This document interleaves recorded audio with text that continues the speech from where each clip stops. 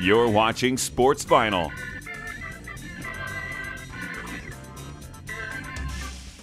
And welcome into Sports Final, everybody. Friday night, and you know what time it is. The time has finally come for Do or Die Bowl number 8, and it was a good one tonight. Real quick, we'll fill you in just a little bit. East versus West, and you saw the previews all week. Tony DeGrave leading the West, Bill Reed leading the East. We showed you all the players, all the play calls they had, everything ready to go, previewed as much as we could, and finally it was game time tonight. Let's take you to Flint Stadium. Not going to make you wait for these highlights. Jack Cornell on hand. He was your honorary captain. Of course, he's a member of the Baltimore Ravens and a Do or Die alum, of course, so he was there. You see the teams shaking hands. It's East in blue, West in red. There's Tony DeGrave and his squad leading things off tonight for player introductions. Here's the guy we told you all about, Scott Krager of Clopton-Ellsbury at quarterback. This guy can move. We told you all week.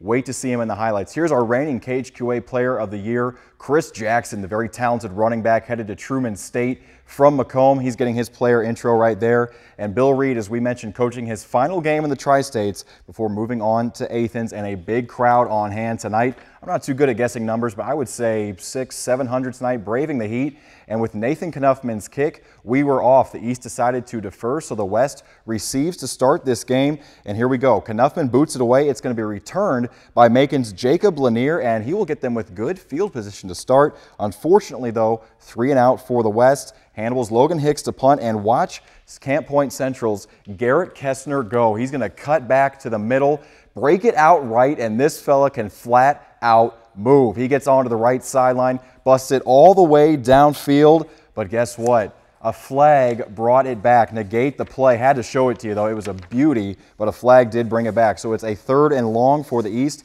Pleasant Hill's Matt Gunterman checks down to Chris Jackson here. Here's a very nice first down. Fights through the traffic. Chris Jackson moving the sticks as he did so many times at Macomb later that same series. Gunterman again, he has Brown County's Justin Volk deep and open, but look at the pass breakup by Macon's Nick Hamilton. Great secondary from the West, and it showed. So the East was forced to punt.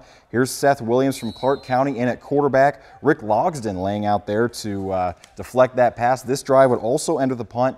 Still scoreless, but the East went 3 and out, so here's the West again. Here's your biggest defensive play of the night so far. That's Reed Fulkerson. You saw him last night, and the budding sports anger, I guess you could say. He gets a pick right here, and he is fired up. That would get the ball back for the East. Here's Chaz Middlebrook, the Crimson out of Jacksonville. Nice moves to get up through that line, and a nice run there. And later in the drive, it's a Gunterman run.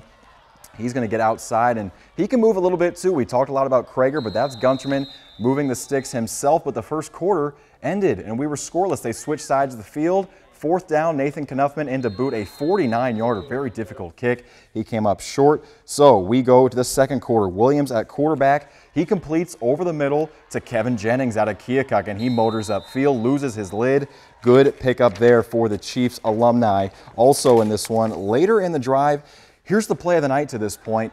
Halfback pass. West getting tricky on this one. It's Clopton-Ellsbury's Brennan Hurley on the money to Matt Loader out of Clark County. Just when you thought it was just a normal halfback screen, it's the halfback pass. Later in the drive, how about a Williams shovel pass to Jacob Lanier? And he gets downfield, plus a face mask flag would move this ball up a little bit closer. So the West knocking on the door from the 2-yard line. They need a goal line stand. The East does. Here they go with the quarterback sneak. D'Angelo Dean from Quincy says he's got it, but ruled down on contact. And here's your first score of the night. Monroe City's Shane Williams spins around, falls into the end zone, and that would make it 6-0. West on top. The point after touchdown was missed, however. 9 minutes to play in the second half at this point. Now the East looking to answer as Pittsfield, Griggsville, Perry's. You see the crowd there from the West. They're fired up. Good crowd on hand, as I mentioned. Now it's Pittsfield, Griggsville, Perry, Seth Petty in at quarterback. It's the sweep going to Kessner, but Clark County's Dalton McCarty shuts it down. Just a suffocating defense in the first half from the West. Then moving on, it was the West D causing problems again. Seth Petty forced to run. It's Cody Carr from Monroe City on the tackle, and he just kept it moving, kept that defense crashing through the line. Good stuff from him. East punts again. Now you're going to see Krager on the move, and what a play here. He's going to complete to Josh Berry, falling down, somehow finds the open receiver. Josh Berry out of Monroe City with the catch there to help out his quarterback. Later, though, here's your weirdest play up to this point in the night. It was Krager's pass fired down deep left sideline.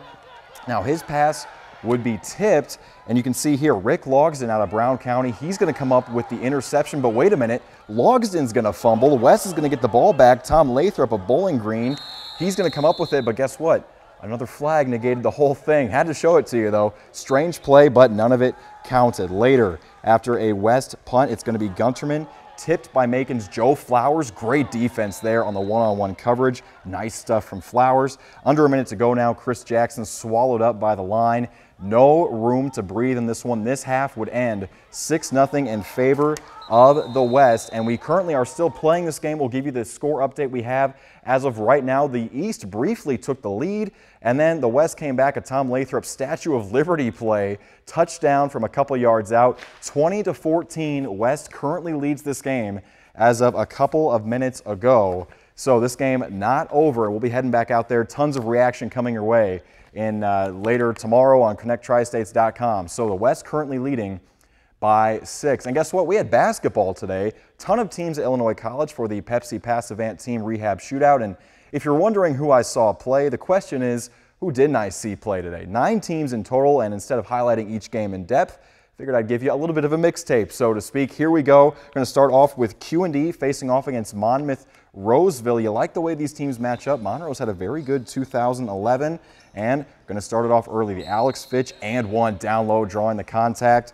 Later on, Matt McPherson, a great matchup of big men in this game. He's going to get it going. Tip in off the miss. Q&D out to an early lead, and they would keep it going. McPherson, look at the touch right here. Inbound play, uses the window. I love that play. Nice touch by the big man. McPherson puts it down. And later, Q&D still in the lead. Second half, it's R.J. Schottenkirk open for 3. Bang, he knocks it down. Q&D would go on to win this game, and they advanced all the way to the title game of their bracket, but unfortunately came up just a few points short to Winnebago. How about Beardstown Carrollton? Haven't seen a lot of Beardstown last season, so here's Bryce Gibson filling me in on what he's been doing. A nice and one there. Then Delaney Ortiz. I like this kid at point guard.